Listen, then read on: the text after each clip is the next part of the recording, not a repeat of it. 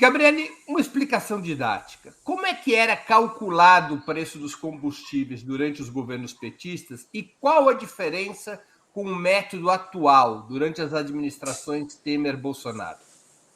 Olha, o primeiro elemento importante é considerar a situação do mercado. Quer dizer, no nosso tempo, o Brasil era exportador de gasolina, importador de óleo diesel e importador de gás de cozinha. Porém, nós estávamos com as refinarias operando a 92%, 93%, 94% de capacidade. Então, nós estávamos com a refinaria brasileira operando a toda velocidade. As importações que ocorriam eram importações relativamente pequenas em relação ao mercado doméstico, que nós tínhamos uma perspectiva de crescer, que tínhamos projetos para a construção de novas refinarias. Então, nesse contexto, nós não passávamos para os preços domésticos imediatamente as variações dos preços internacionais. Nós acompanhávamos, sim, no médio e longo prazo, sempre você tem que manter uma relação entre os preços domésticos e os preços internacionais num país que é aberto, como é o caso do Brasil. Mas nós não precisamos passar todos os dias a variação especulativa que ocorre nos preços internacionais. A grande diferença que ocorreu a partir de 2016 foi que, a partir de 2016, os preços passaram a ser ajustados praticamente instantaneamente, toda vez que tinham qualquer variação no preço internacional. Além do que, a escolha dos referenciais, às vezes, não eram as escolhas que refletiam, de fato, a movimentação real das importações brasileiras. Por outro lado, a partir também de 2016, o governo adotou uma política de reduzir a utilização das refinarias da Petrobras. As refinarias da Petrobras chegaram a operar, por exemplo, a RLAM aqui da Bahia, chegou a operar 65% de capacidade, deixando 35% de capacidade ociosa. Para que isso? Para ampliar as importações de derivados. E foram criadas cerca de 400 empresas importadoras de gasolina, de diesel, de querosene de aviação, nesses 6 anos que nós temos. Então, o quadro atual do mercado é que nós temos cerca de 400 importadores de derivados. As refinarias da Petrobras voltaram, é claro, voltaram a operar com mais capacidade no final agora de 2021.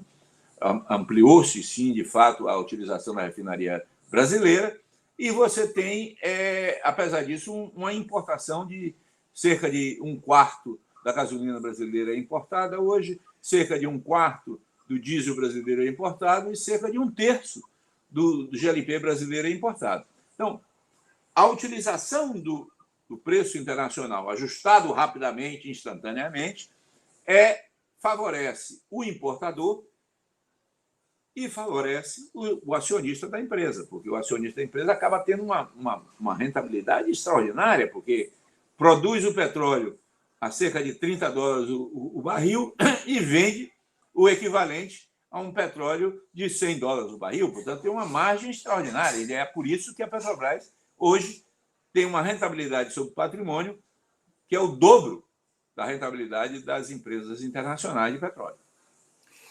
O ex-presidente Lula ele tem seguidamente questionado essa formação de preço da Petrobras.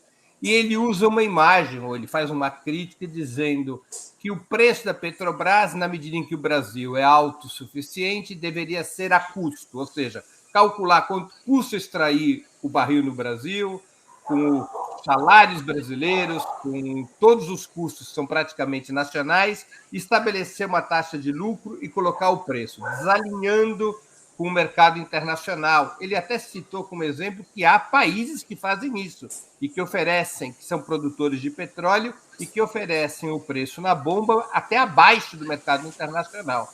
Citou até um exemplo numa entrevista da Arábia Saudita. Era assim que era calculado durante os governos Lula e Dilma?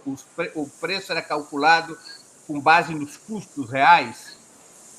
Não, é evidente, os preços continuam sendo calculados nos custos reais até hoje.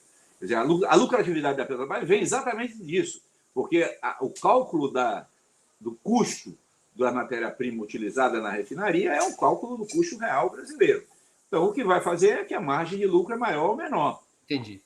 Tá certo? Então, toda vez você calcula o custo real. Quer dizer, o custo de transferência você faz um cálculo chamado de preço interno de transferência, que é uma simulação do preço internacional apenas para mensurar o lucro do setor de abastecimento, diferente do lucro de produção de petróleo, mas, no ponto de vista corporativo, do ponto de vista da contabilidade da lucratividade, você calcula o custo e você vende pelo preço, e esse preço dá a margem.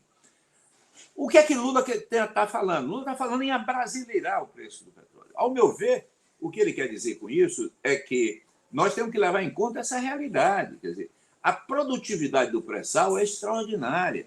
Nós hoje somos o pré-sal brasileiro, é o segundo custo menor do mundo em termos de produção de petróleo. Nós só perdemos para algumas áreas da Arábia Saudita em termos de custo de extração do petróleo. Então, a produtividade é gigantesca. Nós temos poços do pré-sal produzindo 64, 65 mil barris por dia, tá certo? Que é uma coisa extraordinária de produtividade. Qual é o custo do barril brasileiro? Olha, o custo de extração hoje está abaixo de $5. Se você colocar em cima desse custo de extração os impostos e participações governamentais, você bota mais $12 aí. Se você colocar em cima desses $17, o que você tem que remunerar dos investimentos já feitos, da depreciação, das amortizações e do lucro da Petrobras, você vai para alguma coisa mais $12, então vai dar aí cerca de $30, 29, $30 o custo de produção do petróleo brasileiro. Por barril. Por barril. E aí você tem que botar em cima disso o custo do refino, que vai dar aí em torno de $5, $6, vai para 35, $40. Quantos litros tem um barril? 159 litros. Quer dizer, se nós dividirmos... Quanto que você falou com o custo de refino? Vai a quanto? $50? Vai a $40. Quer dizer, se nós dividirmos $40 por 159, é o custo do litro da gasolina. Exatamente. Agora, evidentemente que ninguém vende, nem você vende a publicidade do Opera Mundi pelo custo, né? Claro. Então, ninguém vende pelo custo. Você vai ter que botar uma margem de lucro aí nesse negócio. Porque, inclusive, tem que remunerar investimentos que são fundamentais. Nós não podemos pensar em solução mais definitiva para o preço do combustível sem aumentar o refino no Brasil, por exemplo. Nós estamos num limite de capacidade. O problema no brasileiro não é de um maior apagão de combustíveis, de uma maior crise de combustível, porque a economia brasileira está parada há 6 anos, não cresce há 6 anos. Se ela voltar a crescer, qualquer coisinha aumenta o consumo de gasolina, aumenta o consumo de QAV, aumenta o consumo de gás de cozinha, aumenta o consumo de diesel, aumenta o consumo de derivados, porque derivado é intensivo. O crescimento econômico, em particular o crescimento econômico com inclusão social, é intensivo no uso de derivados. O Brasil poderia ser autossuficiente voltar a ser autossuficiente em petróleo e todos os seus derivados? Olha, o Brasil é autossuficiente em petróleo. Hoje nós chegamos a exportar, o Brasil chegou a exportar cerca de 1 milhão de barris por dia em 2021, dos quais, é importante chamar, a grande parte foi exportada pelas empresas internacionais que não têm refino no Brasil, que exportaram com uma lucratividade extraordinária, porque produzem... Elas compraram da Petrobras? Não, elas produziram. Elas são Uhum. sócias da Petrobras. Claro. Elas são sócias da Petrobras e a parcela delas, elas venderam para o mercado internacional sem pagar imposto nenhum sobre exportação. Tá certo? Então, é uma lucratividade extraordinária. Então, nós somos autossuficientes em petróleo. Nós não somos autossuficientes em derivados. Para nós sermos autossuficientes em derivados, nós temos que ampliar a capacidade de refino. Nós temos que construir nova refinaria ou novas refinarias no Brasil. Coisa que foram suspensas a partir de 2014. Nós tínhamos um projeto de fazer 5 novas refinarias. Esse projeto de 5 novas refinarias foi abortado. E hoje se fala apenas em duplicar a refinaria Abreu e Lima, que é uma refinaria que nós concluímos em 2014. Com a situação atual, nós poderíamos ser levados a uma situação de escassez de petróleo? De petróleo, não. De derivados, perdão. De derivados, sim, se nós crescermos. Vamos supor que o Brasil volte a crescer a partir de 23. Tá certo? Se nós crescermos qualquer 1%, vai ter um crescimento de 1% da demanda, no mínimo, de 1% da demanda de derivados. E aí isso significa que dada o fato que nós estamos utilizando 92%, 93% da capacidade instalada, e essa capacidade instalada, tecnicamente, não pode passar de 95%, 96%, nós temos aí uma possibilidade de crescer, em termos médios, 4% a 5% da oferta brasileira de derivados. Portanto, qualquer crescimento que nós tivermos, O Brasil vai bater, vai ter que importar. Vai ter que importar. Hoje, há algum estudo que aponta qual que poderia ser o preço hoje da gasolina, mudando os critérios e fazendo com que a taxa de lucro da Petrobras fosse a média do mercado mundial? Não, isso pode ser feito, mas isso é tão arbitrário quanto o PPI. Quer dizer, o PPI não é uma regra técnica, é uma escolha. É uma escolha de política de preço. Você também pode escolher uma política de preço de arbitrar uma taxa média de lucro e, a partir daí, você calcular um preço para o mercado. Mas isso é arbitrário tanto quanto. É uma escolha.